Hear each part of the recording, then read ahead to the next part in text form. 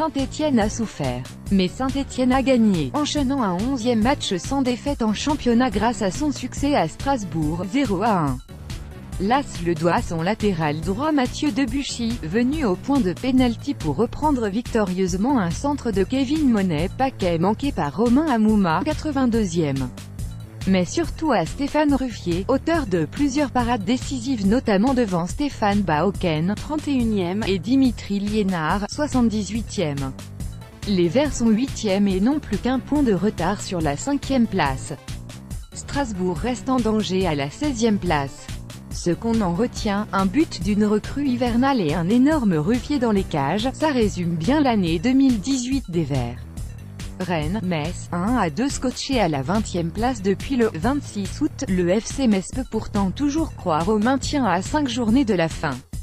Laminé à Saint-Symphorien la semaine dernière par Lyon, 0-5, sevré de victoire depuis le mois de janvier, 9 matchs consécutifs, les Lorrains ont signé un succès capital à Rennes, grâce à leur formidable duo d'Ossé-Virou. Le premier a servi de caviar pour le second en l'espace de 5 minutes, 52e, 57e, pour permettre à la Lanterne Rouge de renverser une situation compromise à la pause puisque Bourigeaud avait mis le Stade Rennais aux commandes, 26e. Rennes voit sa 5e place fragilisée, Metz revient à 4 points de la place de barragiste. Ce qu'on en retient, aligné 8 matchs sans défaite pour s'incliner à domicile contre le dernier, Rennes est toujours aussi difficile à cerner. Lille-Guingamp, 2-2 incroyable scénario à Lille. Le LOSC avait tout pour mettre fin à une série de 9 matchs sans victoire pour fêter la fin du huis clos et le retour du public au stade Pierre-Mauroy. Il avait fait le Bréac en l'espace de 3 minutes sous l'impulsion de Nicolas Pepe, buteur, 55e, puis passeur pour Louis Arrojo, 58e. Mais il s'est complètement écroulé en fin de match en concédant 2 buts, un contre son camp de Junior Alonso, 90e, et un de Jimmy Briand, 90e 3. Le LOSC serait sorti de la zone rouge avec une victoire. Il y est toujours, à la 18e place, après ce nul qui ne lui laissera que des regrets, 2-2.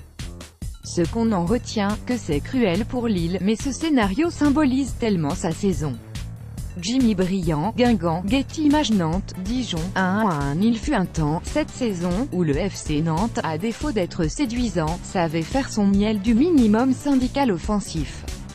Un petit but, et les 3 points étaient dans la poche. Mais si l'équipe de Claudio Ranieri est toujours aussi laborieuse en attaque, elle ne sait plus non plus tenir un score. Samedi, Préjus Nakoulma a ouvert le score en première période, 33e, face à Dijon mais faute d'avoir pu se mettre à l'abri, les Nantais ont été punis à l'heure de jeu par Kwon, qui a profité de la passivité de la défense jaune.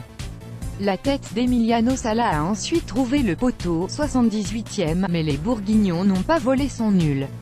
Nantes rétrograde à la 9e place, Dijon reste 11e. Ce qu'on en retient, il est temps que la saison se termine pour les Canaries, visiblement carbonisés. Caen, Toulouse, reporter le match de la peur attendra. En lutte pour le maintien, Caen et Toulouse n'ont pas pu en découdre samedi soir.